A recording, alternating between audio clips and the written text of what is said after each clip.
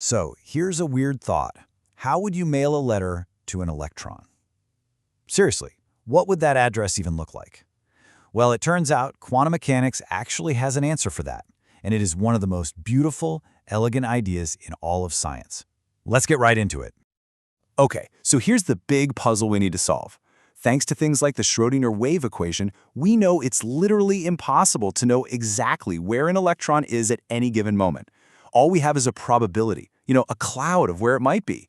So the real question is, how on earth do you create a precise address for something that's so fuzzy? And the answer is just brilliant. It's a set of 4 values we call quantum numbers. The best way to think about them is like an atomic address. You got the state, the city, the street, and the house number. Together, this address gives every single electron its own unique spot. Now, it doesn't tell you precisely where the electron is at this very second, but it tells you everything about its state and where you're most likely to find it. All right, so let's build this address piece by piece. We're going to start with the biggest, most general part, the state. And in the quantum world, the state is the electron's main energy level. We just use the letter N to represent it. So this first number, N, is called the principal quantum number, and it tells us a whole lot. It basically defines the main energy shell the electron lives in. You might have heard of these as the K shell, L shell, and so on. The rule is simple. The higher the number N is, the farther the electron generally is from the nucleus, the bigger its orbital is, and the more energy it has. It's the first, broadest part of our address. So a natural question is, how many electrons can actually fit into one of these energy levels or states? Well, there's a really simple little formula for that, 2n squared. So for that first shell, where n is 1, you can fit a max of 2 electrons. For the second shell, where n is 2, you can fit 8. It's this beautifully simple rule for a pretty complex system, right? Okay, so we've got our state, which is n. Now it's time to get more specific and find the city. This next part of the address is called the Azimuthal quantum number, or L, and it tells us all about the shape of the orbitals. And what's cool is, the state you're in directly limits what kind of cities are even available. See, the possible values for L totally depend on N. The rule is L can be any whole number starting from 0 all the way up to n-1. So let's say we're in the third energy shell, so n equals 3. That means our possible cities, or subshells, can be L equals 0, L equals 1, or L equals 2. Each of those numbers represents a totally different orbital shape. So let's look at those shapes. When L is 0, that's our first and simplest option. This gives us what's called an s orbital. And no matter which energy level you're talking about, an s orbital is always a perfect sphere. It's the most basic shape you can get. All right, now what happens when L equals 1? This is where things get a little more interesting. Now we're talking about a p orbital, and this one has a very different shape. It looks like a dumbbell with 2 lobes, a completely different kind of city from the spherical s orbital. And if we go one step further to L equals 2, we get the d orbital. And these look even more complex, usually like a clover leaf or kind of like 2 dumbbells smashed together.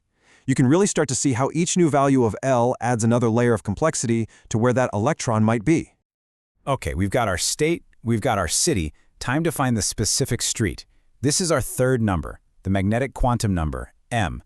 And what M does is it tells us how those shapes we just saw, the sphere, the dumbbell, the cloverleaf, are actually oriented in 3D space. And you guessed it. Just like L depends on N, M depends on L. Its values can be any whole number from negative L all the way up to positive L, including 0.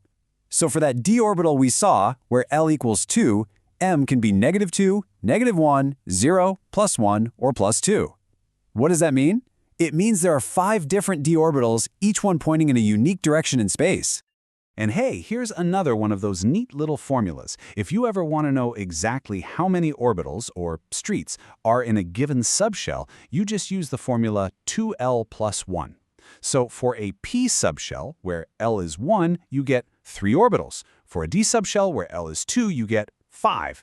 It's the simple rule that defines the whole structure. So we have our state, our city, and our street. The address is almost done. The very last piece of the puzzle isn't about location at all. It's about the occupant, a fundamental property of the electron itself. We're talking about its spin. This fourth and final number is the spin quantum number, S. And what is so cool about this one is that unlike the other three, it doesn't pop out of the Schrödinger equation. It's just a fundamental built-in property of the electron, like its mass or its charge. An electron just spins. It's part of what it is. And the best part? The rule for spin is super simple. An electron only has two choices. It can be spin up, which we call +1/2, or it can be spin down, which is -1/2. That's it. Those are the only two options. And with that, our atomic address is complete. So now we have all four pieces of our address, N, L, M, and S. But there's one last thing we need. We need the one single universal rule that makes this whole system work. You can think of it like the ultimate postal regulation for the entire quantum world. And here it is. This is the famous Pauli exclusion principle, and it states that no two electrons in the same atom can have an identical set of all four quantum numbers. What that really means is that every single electron in an atom has to have its own completely unique address. No two can be the same, ever. So what does that actually mean in practice? Let's think it through. Imagine you have two electrons in the same atom. They're in the same energy level, N. They're in the same subshell, L. They're even in the exact same orbital, M. They are literally in the same house.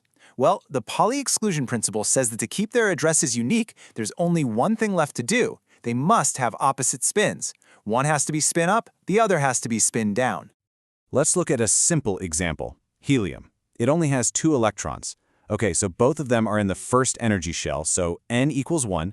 They're both in the spherical s orbital, so L equals 0. And there's only one way for that sphere to be oriented, so M equals 0. See? Their first three numbers are identical.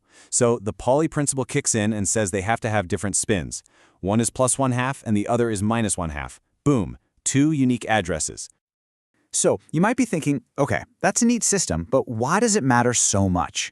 Well, this explains almost everything in chemistry. It's what determines how many electrons can even fit in an orbital or a shell.